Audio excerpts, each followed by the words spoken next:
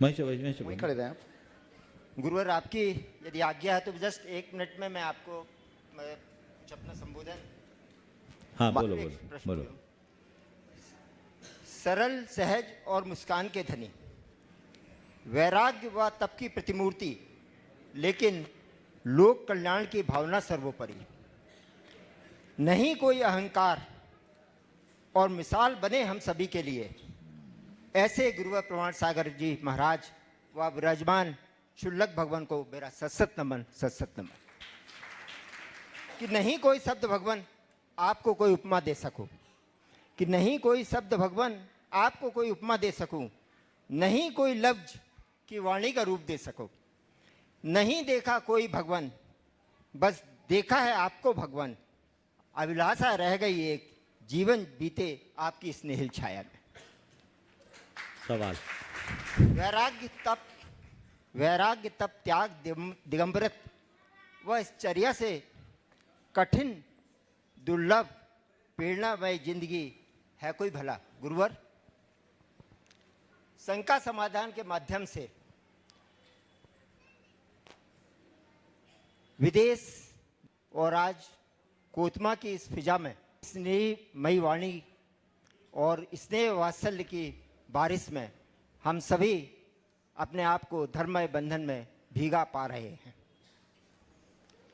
गुरुवर, चाहे कोई शिक्षक हो या विद्यार्थी हो, कृषक हो या वैज्ञानिक हो, छोटा हो या बड़ा हो, गरीब हो या धनवान हो, बेटा हो या वृद्ध हो, सभी हम लोगों के इस महान जैन धर्म के जो लौकिक व्यवहार पिछले 15 सालों से 10 सालों से शंका समाधान के माध्यम से छोटे से छोटे बच्चे तक जो जैन धर्म का व्यावहारिक ज्ञान आपकी ओजस्वी वाणी से हम सभी को प्राप्त हुआ है, वह अभूतपूर्व और दुर्लभ है। गुरुवर, हम इसको शब्दों में व्यक्त नहीं कर सकते हैं। और अब मैं, आप प्रश्न की बात है तो गुरुवर, मैं एक छोटी सी बात या मेरे लिए बहुत बड़ी बात मैं कहना चाहता हूँ कि हम कितना भी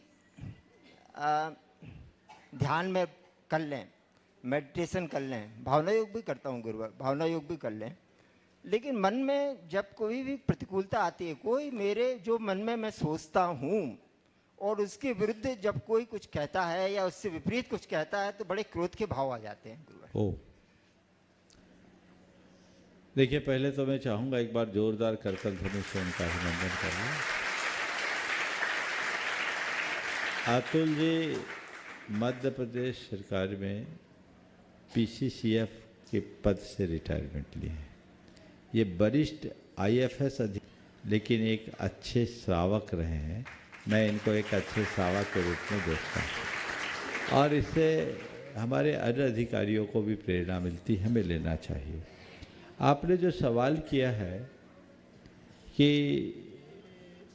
भावना योग करने के बाद, ध्यान करने के बाद भी विपरीत स्थितियों में मन पर नियंत्रण क्यों नहीं होता, ये मन के संस्कारों का कुप्रभाव। हमें इनसे कभी हताश नहीं होना चाहिए।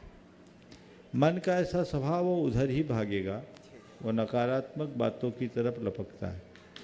लेकिन हमें चाहिए कि हम निरंतर अभ्यास करते रहें। आप अपनी बात कह रहे हैं, हम मुनियों के साथ भी ऐसा होता है। आचार्य पूज्यपाद ने लिखा है, जाननपि आत्मनस्तत्वं विविक्तं भावयन्नपि पूर्व विभ्रम वसात चेत भूयो भ्रांतिम अभिगच्छति। आत्मा के स्वरूप को जानते हुए भी, उसको एकांत में उसकी भावना भाते हुए भी, पुराने संस्कारों से प्रेरित होकर हम बार बार उधर ही लुढ़क जाते हैं जिधर नहीं जाना चाहिए। तो संस्कार अपना प्रभाव डालते हैं, पर इस संस्कार को मिटाना ही तो हमारा पुरुषार्थ है। हम कर्म की निर्जरा कहने की बात करते हैं, निर्जरा क्या है? पुराने संस्कारों को मिटाना। तो हमारी साधना ज्यों ज्यों प्रखर होगी, हमारी प्रवृत्तियाँ उतनी नियंत्रित